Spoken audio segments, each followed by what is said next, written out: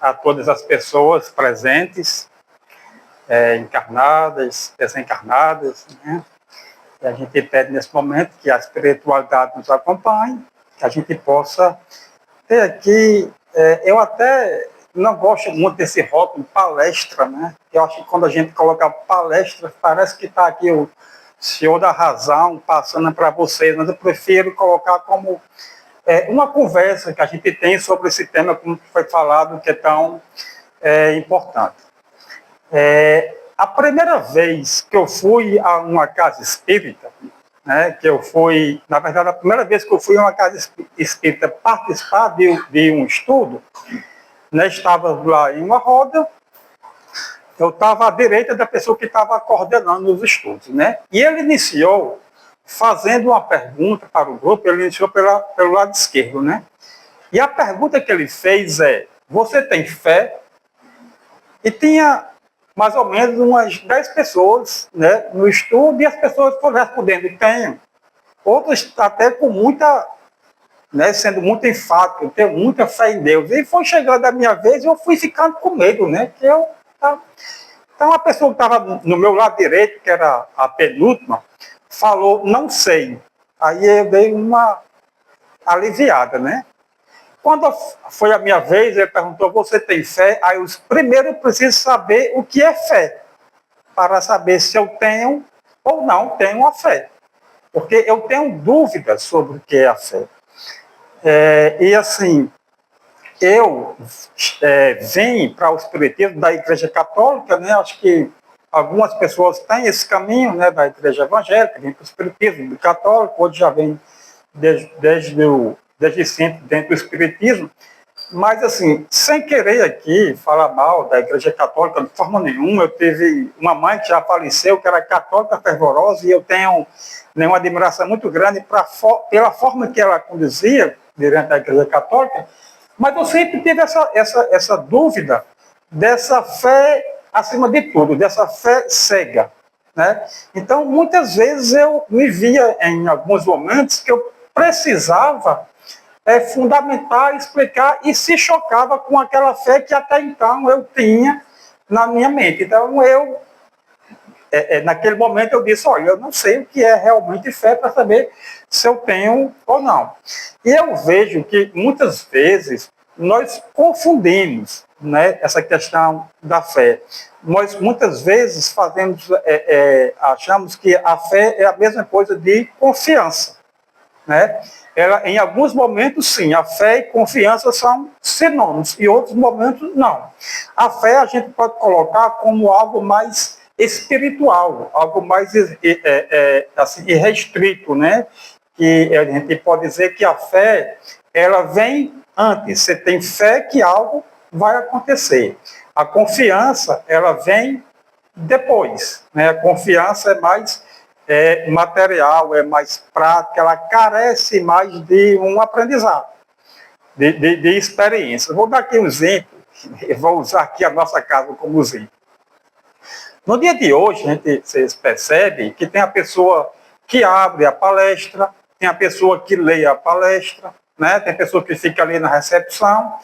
Quem é responsável por fazer essa escala Concessa. Inclusive, ela já deu até uma palestra sobre caridade. E a gente conversando, né, Concessa, gente, é minha esposa. A gente vinha até aqui conversando e ela dizia que tinha a confiança em colocar na recepção Alcivan, né? Porque ela adquiriu essa confiança. Que Alcivan é a primeira pessoa que chega na Casa Espírita. É uma pessoa que é muito presente na Casa Espírita. É uma pessoa que tem uma energia muito boa em receber as pessoas. Então, diante dessas características observadas por Concessa em Alcivan, ela desenvolveu a confiança em Alcivan em escalá-lo para ficar na recepção. Vocês percebem que quando vocês chegam, tem uma pessoa lá recebendo, essa pessoa é Alcivan que faz isso com uma naturalidade muito grande. Então, foi fé que Concessa teve em Alcivan? Não, confiança. Né? Por quê? Porque das repetições, né, das atitudes de Alcivan, gerou a confiança de Concessa. Então, a gente pode dizer que fé é mais espiritual e confiança é mais natural, é mais material, desculpa.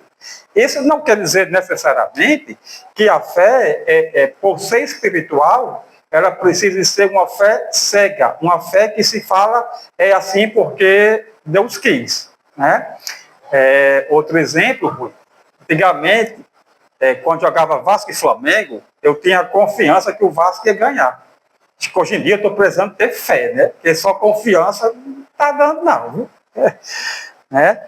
E assim, a leitura de Cláudio aqui, eu até assim, quero aproveitar para elogiar e até que me ajuda, enquanto a gente vai explanar, porque assim, a gente precisa ter fé em todos os momentos.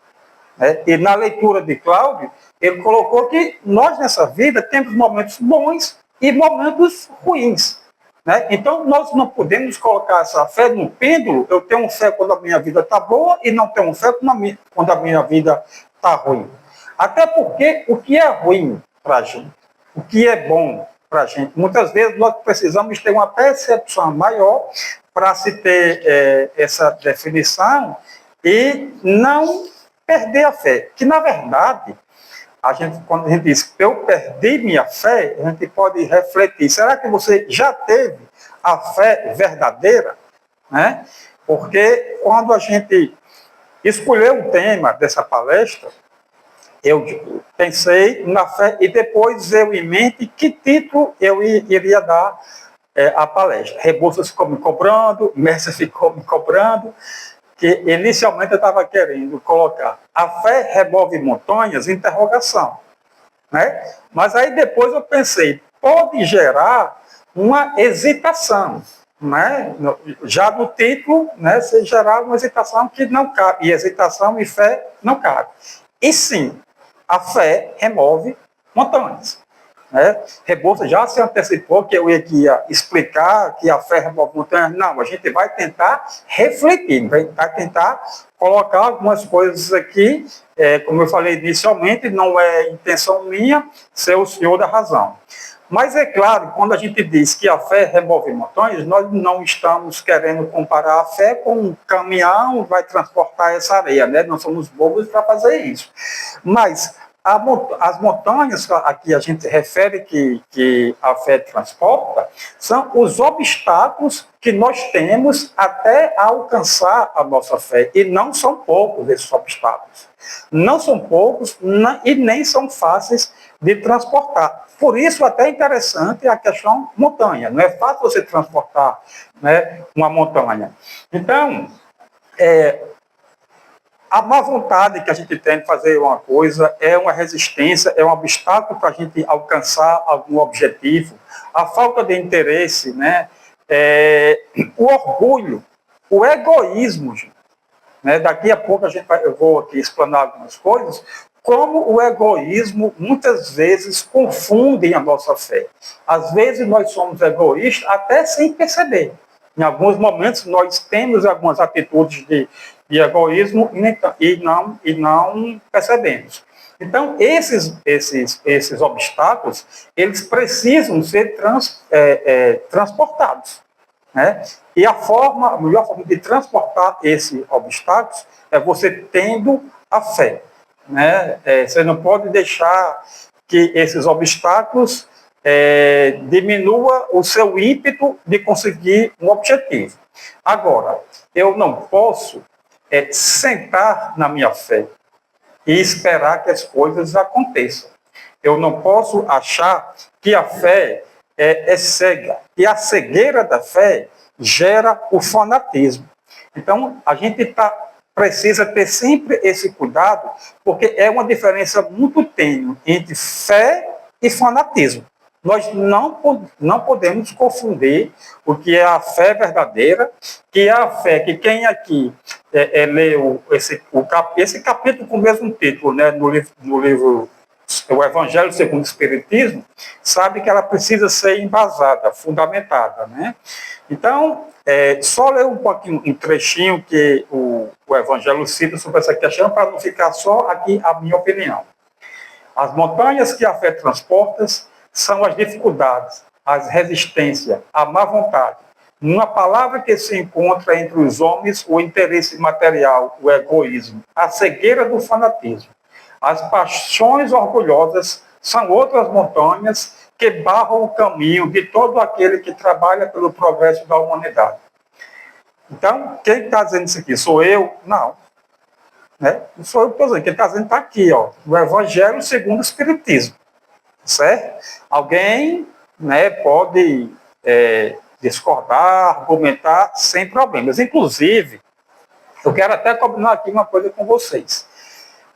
Eu vou tentar, nessa palestra que estou aqui atento ao tempo, para a gente enxugar mais e destinar os 10 últimos minutos para fazerem perguntas, para fazerem comentários. Esses comentários podem ser concordando, pode ser discordando. Alguma coisa que eu tiver dito aqui que não ficou muito clara, vocês podem, né, levantar para a gente tentar ter mais esse feedback aqui, tá certo? Seria interessante que venha aqui e fale do microfone, até para as outras pessoas ficarem sabendo. Quem tiver uma certa timidez pode escrever a pergunta, o comentário. Eu peço a colaboração de Alcivan, né, aproveitar como ele é muito disponível. Está combinado, então, assim? Vamos já ir pensando, tá certo? Então, a fé robusta dá perseverança, a energia e os recursos que fazem vencer os obstáculos. Então, quando a gente tem fé, a gente não pode apenas pensar lá no fim. A gente tem que pensar no meio. Né? Eu tenho que ter a minha fé, né, para alcançar o meio de alcançar o fim. Tá certo? E justificando os meios. Né? A gente não pode dizer que os fins justifiquem os meios, não. Tá bom? Os meios é que tem que justificar o fim. A fé sincera e verdadeira é sempre calma, da paciência que sabe esperar, porque tendo seu ponto de apoio na inteligência e compreensão das coisas, está certa de chegar.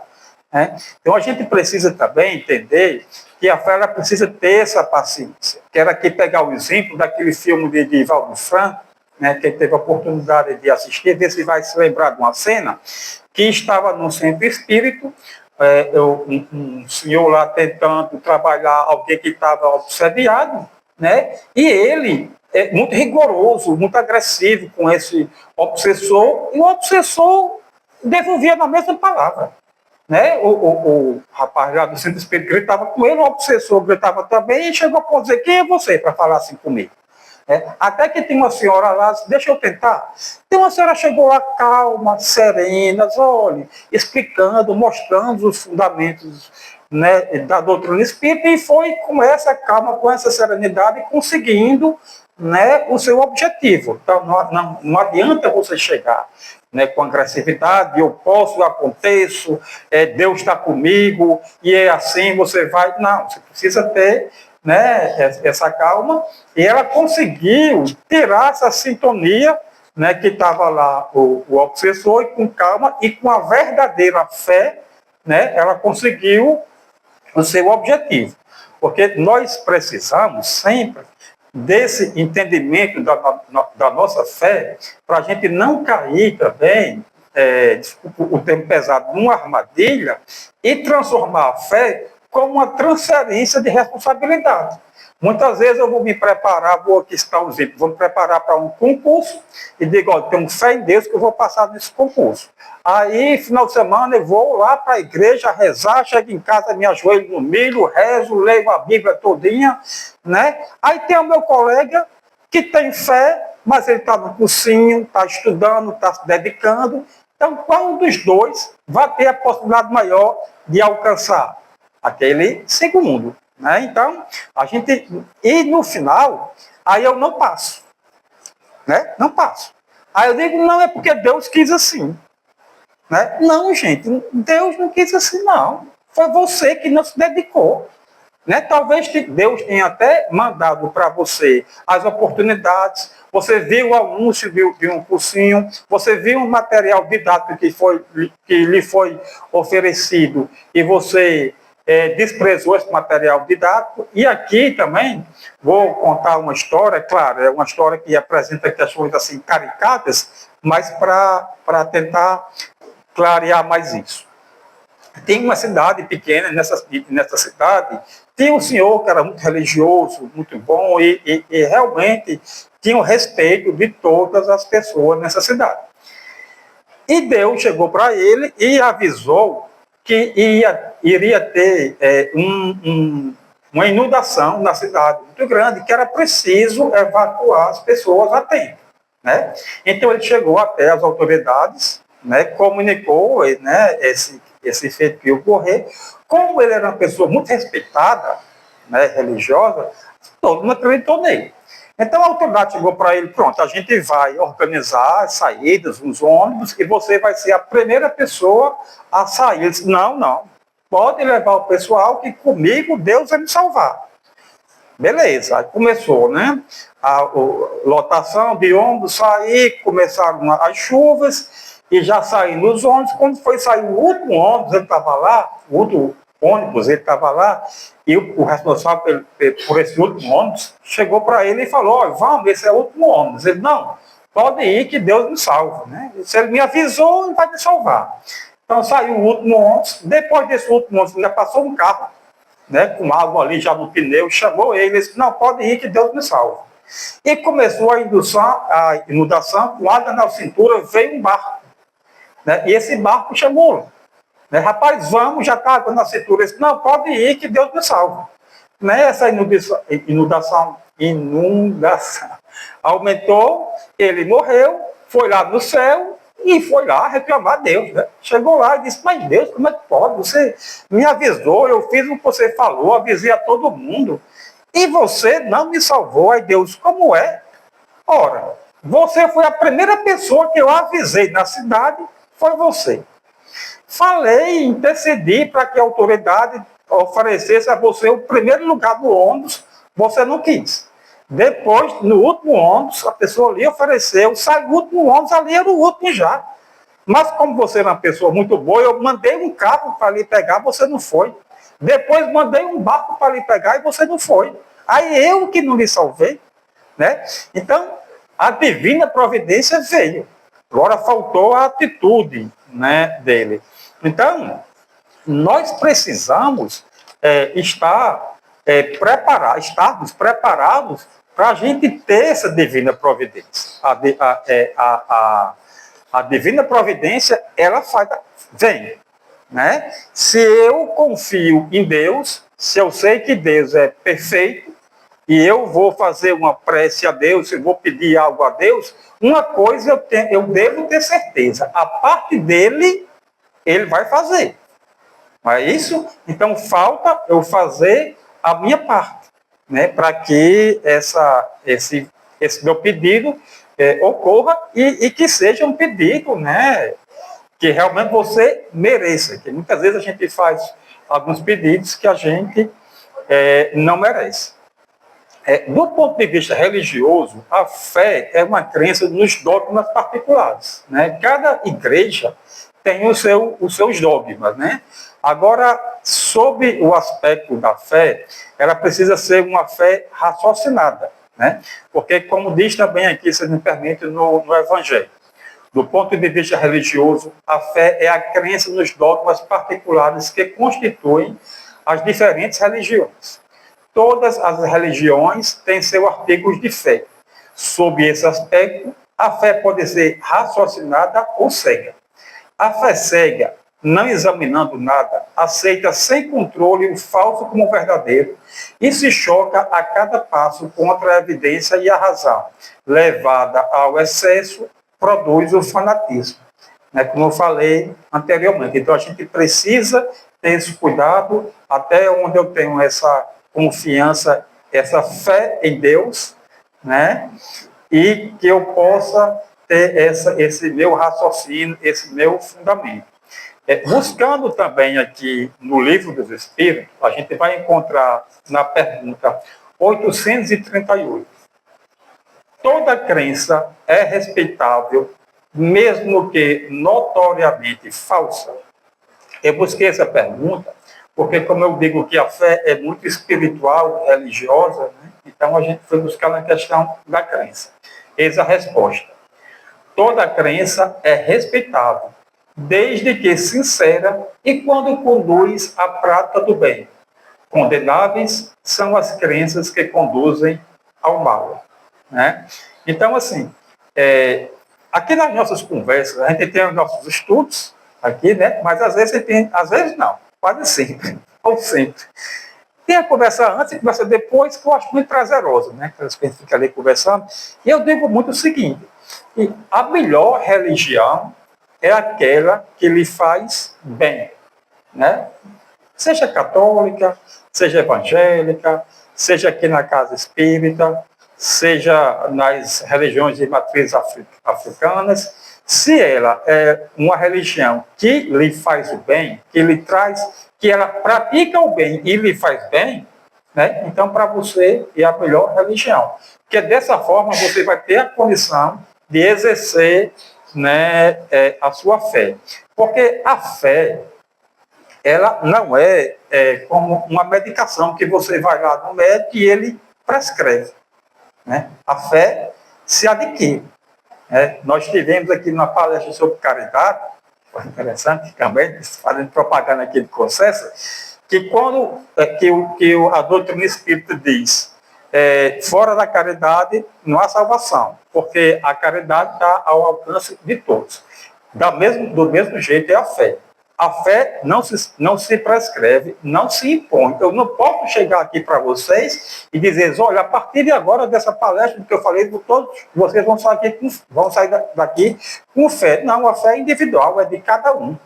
Né? Por mais que a gente fale aqui, que a gente expõe, por mais que a gente leia o livro dos Espíritos, o Evangelho segundo o Espiritismo, a minha fé é muito pessoal, né? Embora que a gente deve seguir de algumas coisas. Agora, ela precisa ser adquirida de forma fundamentada, como sempre defende a doutrina espírita, né?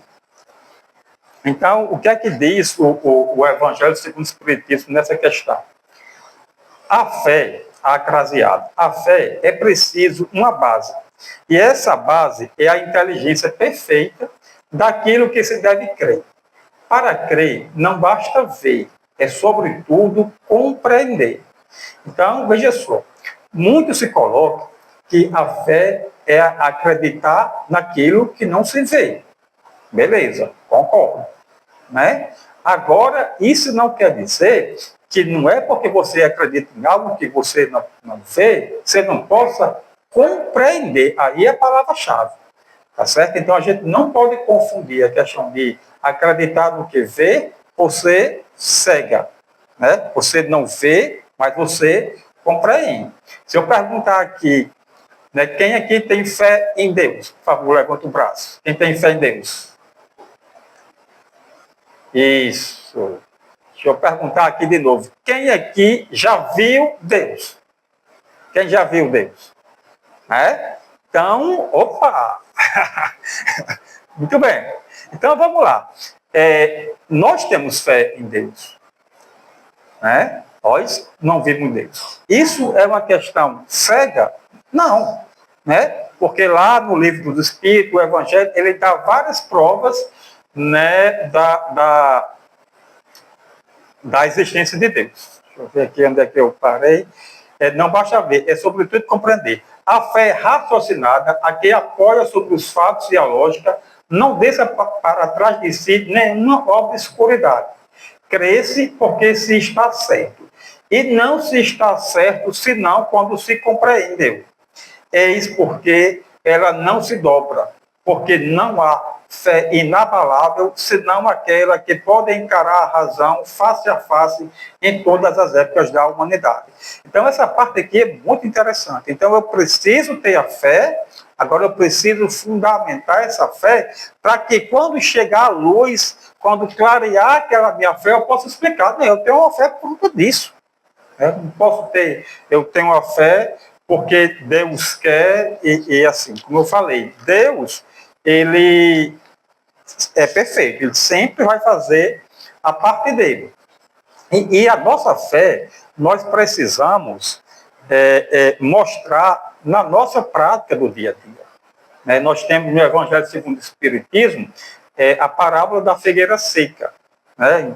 Vou só falar em palavras rápidas, né? Eu sei que a boa parte deve conhecer, mas falar rapidamente. Jesus vem com seus apóstolos, avista uma figueira muito bonita, muito frondosa. Ele se aproxima com a intenção de colher os frutos e percebe que lá não tem nem fruto, né? E ele amaldiçoa a figueira, e no outro dia a figueira amanheceu toda seca, né? Aí é que os apóstolos vão falar com Jesus, e ele coloca que, né, se não dá fruto, está ali, não precisa, né, daquilo. Então, veja só, essa parábola é um símbolo das pessoas que aparentam ter uma fé, né, mas não praticam a sua fé, né? Então, veja só, outra coisa também que eu converso aqui com as pessoas é o seguinte, que para mim, a parte mais fácil da doutrina espírita é estudar, é ler, compreender, debater, né? Isso é bom, a gente conversa, eu leio, né? Eu tenho uma opinião, vocês têm outra, a gente tenta chegar, isso é muito fácil. Para mim, o mais difícil é dar aquela porta para ler quando a gente vai colocar em prática o que aprendeu. Eu sou uma pessoa que tem muita dificuldade com as preces, mas sempre que eu vou fazer uma prece, eu peço, né, que Deus nos dê, né, a compreensão, a inteligência para aprender o que a gente está estudando e, acima de tudo, a força para praticar o que a gente estudou, né? Então, eu subi aqui nessa tribuna, falar, eu não tento escolher palavras bonitas, vou falando, né? Mas às vezes a gente tenta escolher palavras bonitas, tudo isso é muito fácil, gente. A gente tem com meia hora ali um dicionário, vai olhando, chega, fala, né? Então isso é muito fácil e até condenado, né? Porque eu preciso passar muito próximo o que eu sou. Eu, Luiz Costa, né? De uma forma geral, né?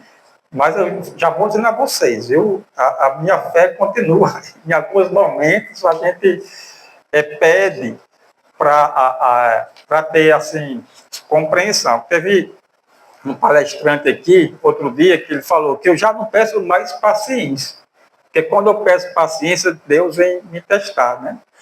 Então, às vezes, eu tenho medo de pedir fé, né? E Deus mandar aqueles momentos para testar a nossa fé, e a gente só sabe quando é testado, né?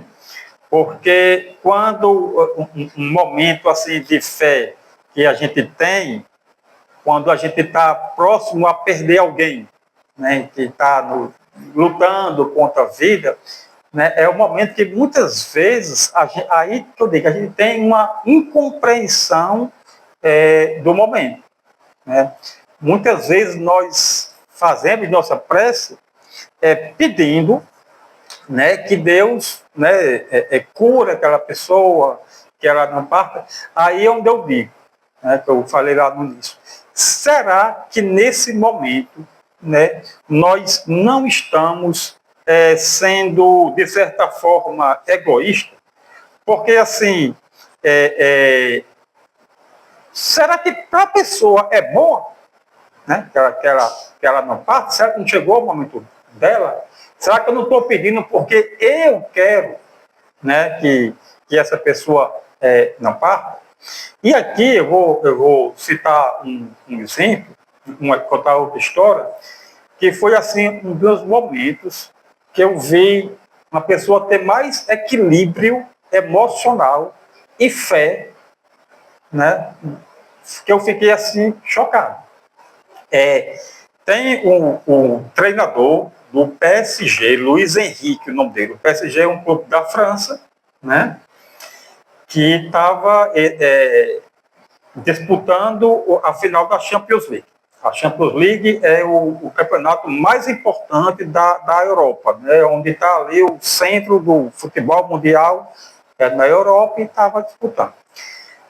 Luiz Henrique, esse treinador, no ano de 2019, ele tinha ganho essa Champions League sendo treinador do Barcelona, né?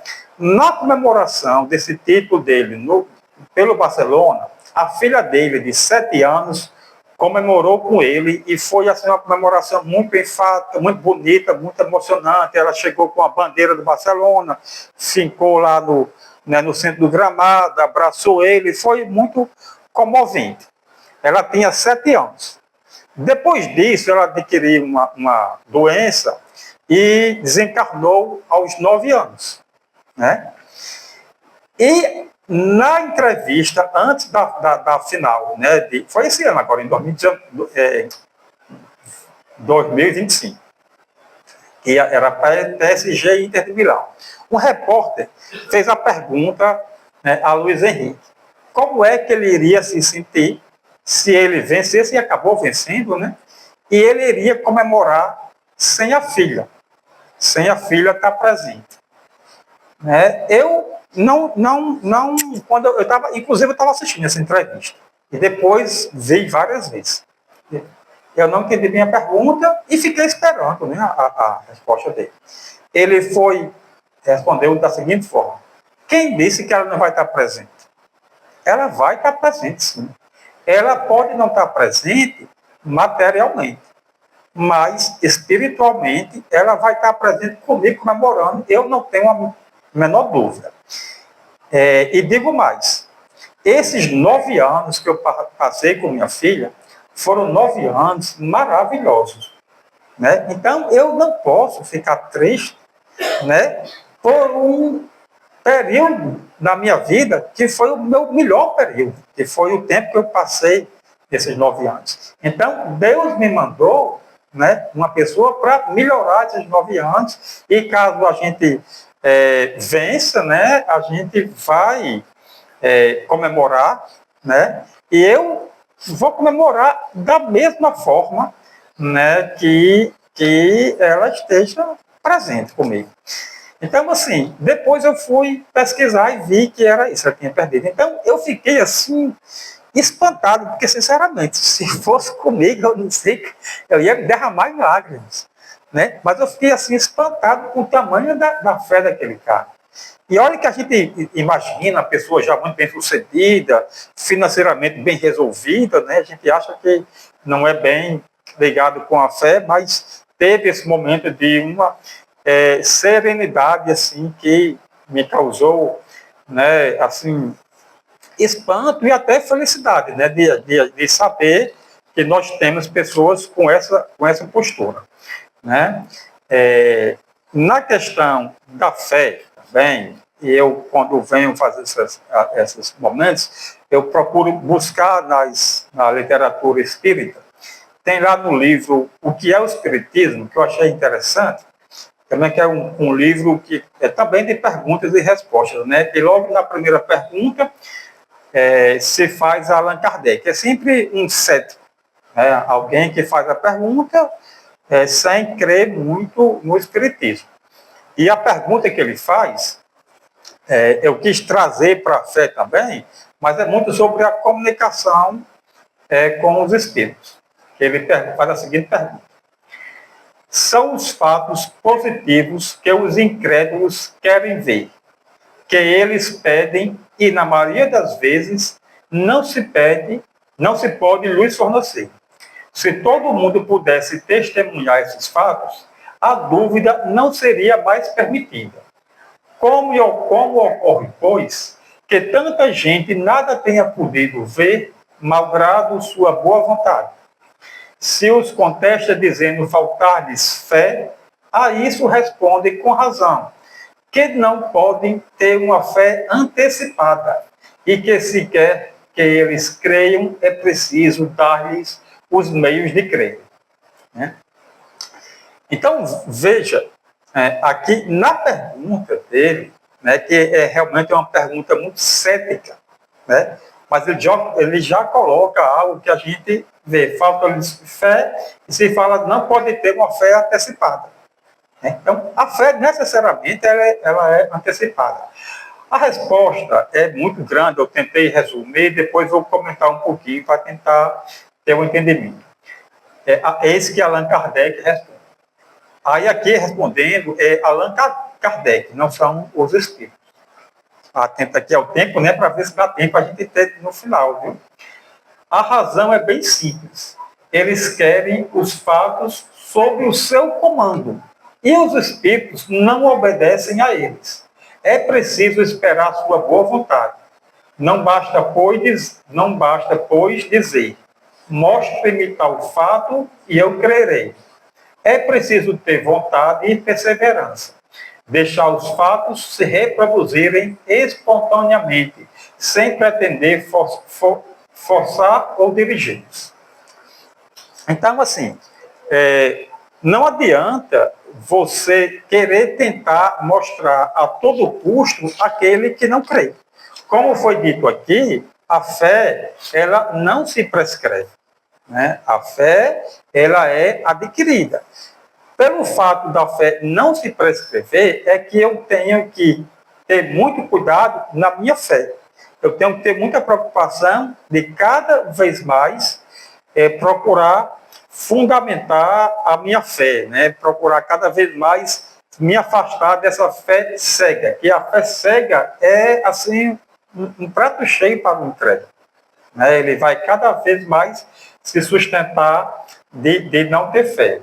E aqui também eu quero fazer, para a gente concluir, né, um paralelo entre fé e caridade, né?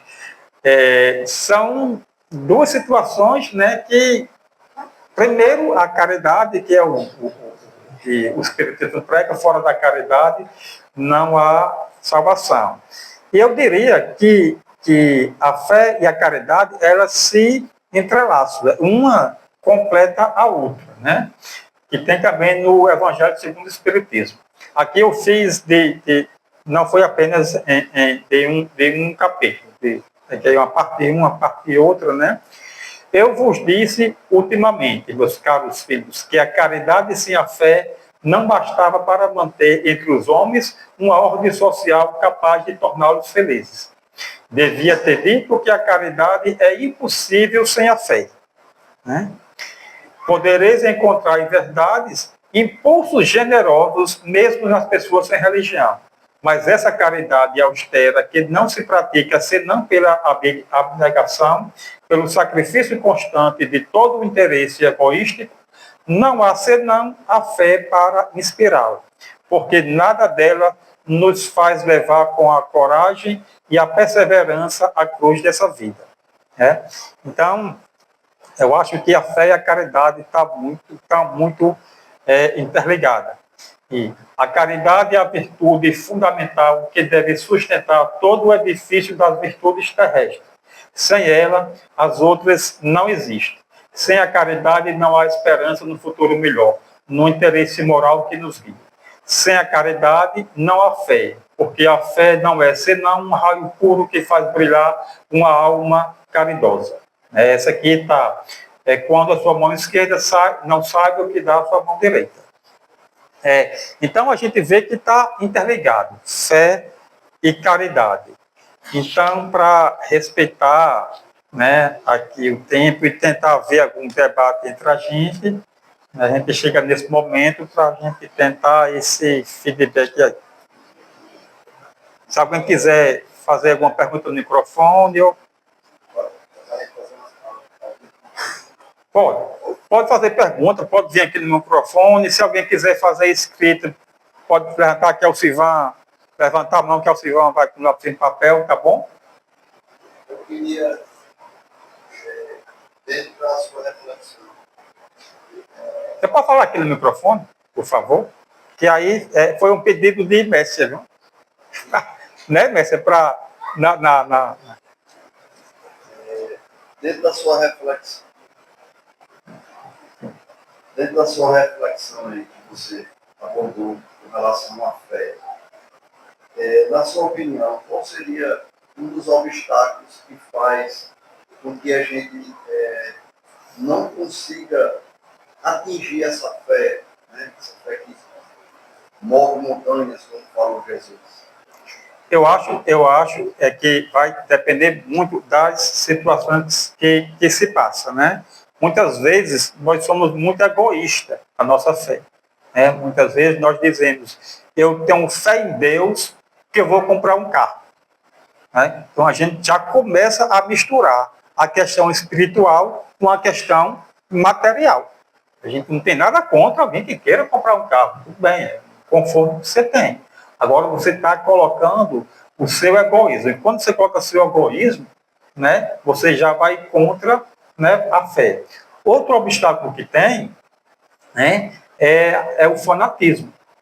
Né? Se eu dizer, eu tenho fé em Deus, que eu vou conseguir isso, e ficar apenas esperando isso, eu estou sendo um fanático, e esse fanatismo é uma montanha muito grande que eu preciso transportar. Outra é a má vontade. Né? Eu tenho fé em Deus que vou conseguir isso. Né? Eu tenho fé em Deus que vou ter serenidade, né, para enfrentar esse momento que está passando comigo agora, como na leitura aqui do amigo Cláudio, né, que ele leu muito bem, temos momentos ruins na nossa vida e nós precisamos saber que aqueles momentos passam. Então eu preciso ter fé em Deus, não que não aconteça momentos ruins comigo, porque sempre vai acontecer. Eu preciso ter fé em Deus para eu saber passar por esses momentos. Então, assim, a falta da má vontade, a falta da serenidade, o egoísmo, o orgulho, né, é uma montanha que a gente precisa transportar. Vai ser só rebote se eu ping-pong. Thaís disse que quem desejar, não tem problema. Agora eu vou fazer a pergunta inversa. Como falou de dificuldades. Quais ferramentas a gente poderíamos trabalhar para fortalecer essa fé? Quais são os mecanismos que a gente poderia trilhar para que essa fé ficasse mais ativa? Olha, aí eu vou puxar para a minha experiência, para o meu caso, né? É esse remédio aqui, ó. Isso aqui. A pessoa sentar, fazer o evangelho do lar, né? Estudar o evangelho segundo o Espiritismo, tentar compreender. Eu achei essa palavra aqui espetacular. Você compreender a sua fé. Né? Então você precisa ter a compreensão do que você vai pedir a Deus. Né? Como mais uma vez eu vou pedir, foi a mensagem de Cláudio me ajudou demais. Se eu sei, né, que nós estamos no mundo de provas e expiações, se eu sei que eu vou passar momentos difíceis, é muito egoísmo meu pedir a Deus que eu não sofra. Não é? É assim, eu sei que eu vou sofrer, eu perdi meu pai, eu perdi minha mãe, né? A gente vai passar por esses momentos, então eu preciso pedir a Deus, posso pedir a Deus, olha, meu Deus, pelo amor de Deus, me faça que eu não perca a minha mãe. Pensou que pedido é esse? Que fanatismo é esse? Então eu vou pedir o quê? Que eu tenha a sabedoria de como vou enfrentar isso. Então eu preciso procurar estudar, aprender, compreender e principalmente colocar em prática o que eu estudei, o que eu, né, aprendi, o que eu compreendi, que eu, mais uma vez, desculpe eu repetir, é a parte mais difícil, você praticar isso. Porque a gente dizer isso aqui é fácil, né? A gente falar assim, dizer, eu até deixei aqui separado uma parte, né? Como a gente pode ter fé quando a gente tem, eu citei aqui da gente perder minha mãe, meu pai, que é uma questão natural, e quando a gente perde um filho, né? Que é algo que quebra essa questão natural, né? Então eu preciso buscar essa minha serenidade, eu preciso buscar o meu entendimento daquilo ali para que eu possa enfrentar esse momento.